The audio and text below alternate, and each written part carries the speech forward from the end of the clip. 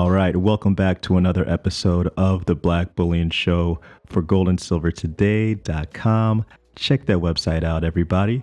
Okay, so this week is either one where you are extremely happy or possibly upset. The Dow officially broke above 30,000 intraday and actually closed above that point thereafter.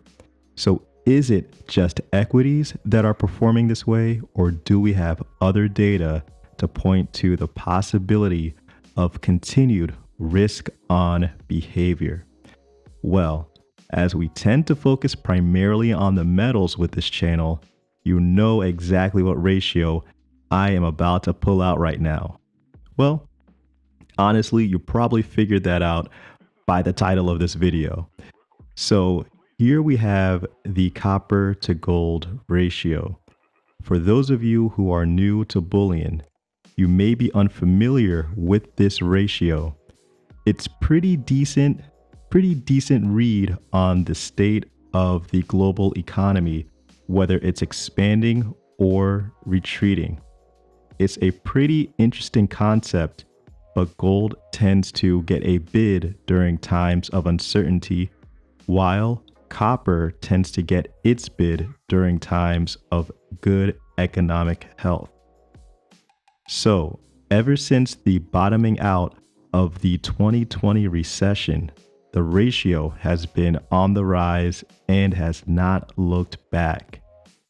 Obviously, you can see that it has had some setbacks and it hasn't been going up in a nice straight line.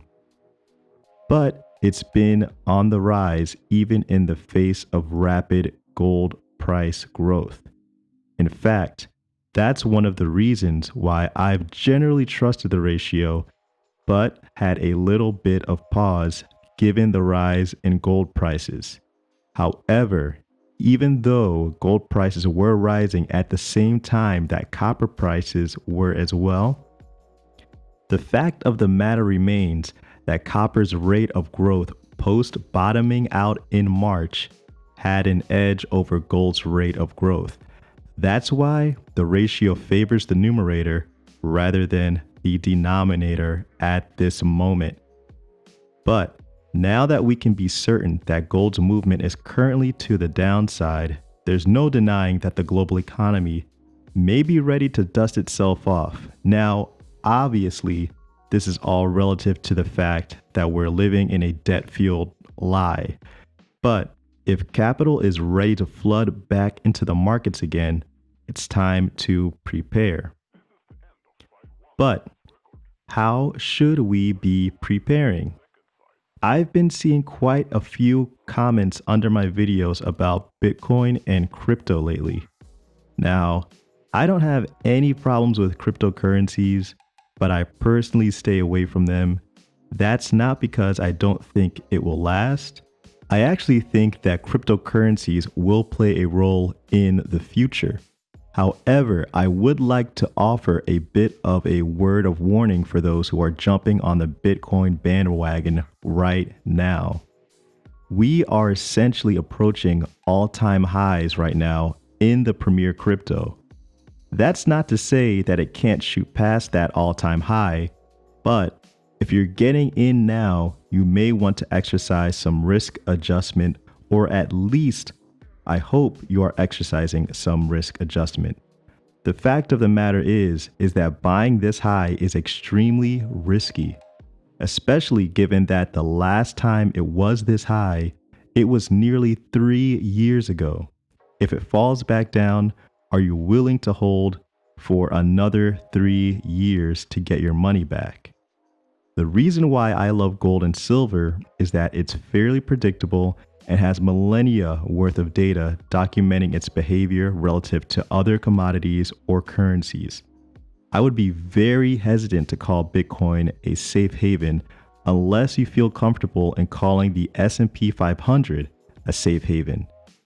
This is a graph from a study by Plan B that looked at the relationship between Bitcoin's performance and the S&P 500.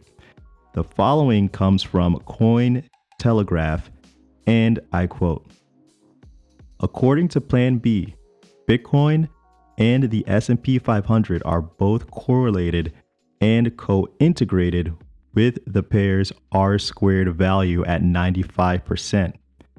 Such a large correlation suggests that Bitcoin, as a dependent variable, is extremely susceptible to movements on the S&P 500. And what did you see happen this week, guys?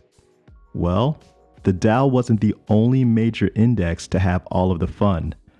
The S&P 500 also hit some new highs as well.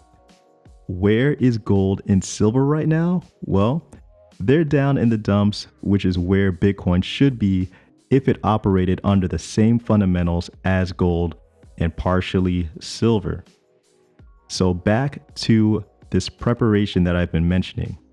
Now, I'm going to preface what I'll be saying by saying that I'm not, and nor have I ever been, a professional trader at a hedge fund or investment bank or even at a prop firm. I trade my own money, but I have learned from how these guys think from information that I have gathered. The old adage of buy low and sell high isn't something that should be a cherry on top. It should be one of your foremost considerations before pulling the trigger on anything. If you follow this adage and you had to pick between either Bitcoin or gold and silver, what would your logical choice be right now? Again, that's not to say that Bitcoin is bad. It's just that the timing may not be ripe for getting in on Bitcoin right now. I'm well aware that I could be wrong, and it could shoot for 100,000 or 1 million like a lot of the hodlers talk about. But if we're being serious right now, after looking at this graph, what is your potential upside versus your potential downside in this moment for Bitcoin? You guys let me know in the comment section below. I'm fully preparing myself for the hate comments, but hey, I just wanted to be honest here. So guys, thanks again for watching. Please hit that like button and subscribe if you're new. It's Black Bullion for goldandsilvertoday.com.